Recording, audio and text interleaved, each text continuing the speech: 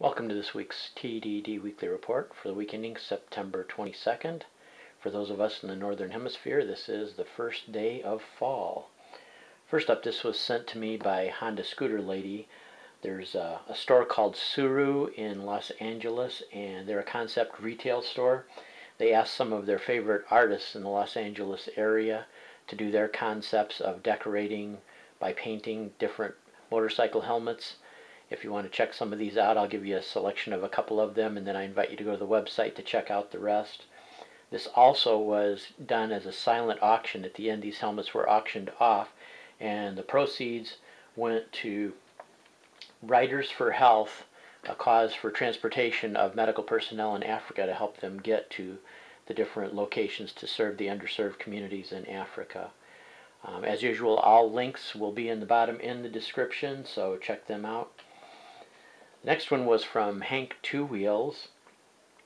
The Lit C1 is the brainchild of Danny Kim, who says it was one of the first two-wheeled vehicles to focus on safety. He was injured when a Land Rover chassis he was working on as a project fell over and almost crushed him, so he wanted to develop a smaller, more practical commuter vehicle, and so he calls it like he was working on a half a car, he calls it. Now this concept vehicle, as you see pictures here, I've done a couple of TDD reports on similar vehicles to this, and typically they use outrigger wheels to help the balance. Well, his uses two gyroscopes down in the bottom floor area, so the thing totally balances even standing still.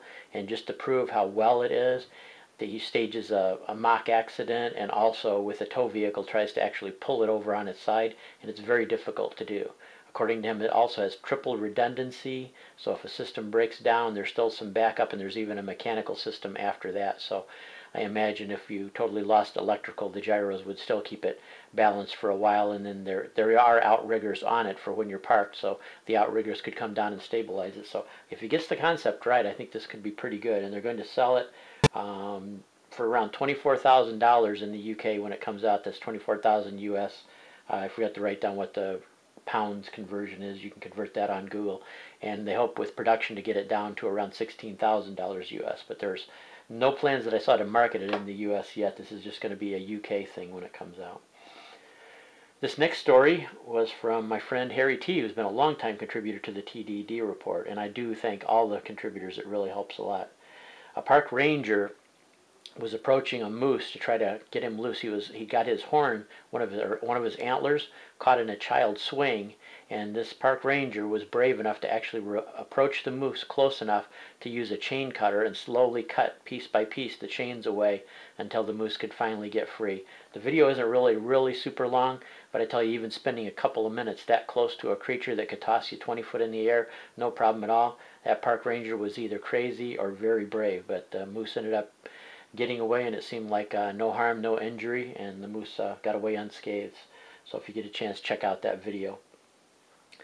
This is an interesting concept here. This is a Nestle commercial, and it's called Nestle We Will Find You. This is another one that's just in the UK only, and I would kind of like to ask you guys how you think this would really play in the US. Maybe it will play better in the UK, but evidently if you buy some of the Nestle candy bars, 6 of them of the selection of Nestle candy bars are going to have tracker chips in them, and they're going to try to find you within 24 hours of when you buy this candy bar, and then they're going to hand over 10,000 pounds in cash. I think that's what, about maybe 14,000 US, but I just don't know what kind of way people are going to think about that, having a GPS device, even if you end up rewarded with $14,000 cash in the end. Do you really want to be tracked for $24,000 and then have somebody all of a sudden walk up to you? This could be embarrassing depending on where you are or who you're with in the case of some people. So maybe a good idea, maybe not. At first I thought this was something that was like a spoof or something from The Onion, but I went to the link underneath the video. I'll give you the link to the YouTube video, and underneath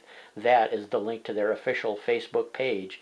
And going to their official Facebook page, it does seem to confirm that this is actually really from Nestle's.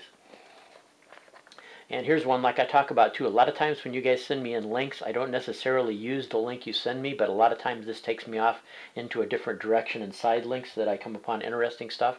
Ryder sent me a link to an article, and then I clicked on a side article, and I think I even clicked one more level besides that, and I ended up finding this site that has interesting gadgets. It's a Spanish type of site, and so you you might not be able to read it so easy, but it's so clear as to what's going on here. If you just look at the pictures of these strange, weird gadgets and gizmos here, you'll kind of get an idea about what it's about. Two of the gadgets I'll just tell you about now, and then you can look at the rest of the gadgets. They're kind of cool. They have a penguin timer that actually dips your tea bag for you to help you make a cup of tea. And then there's a bed with super strong springs on the four corners for people that like to play trampoline and bounce on their bed.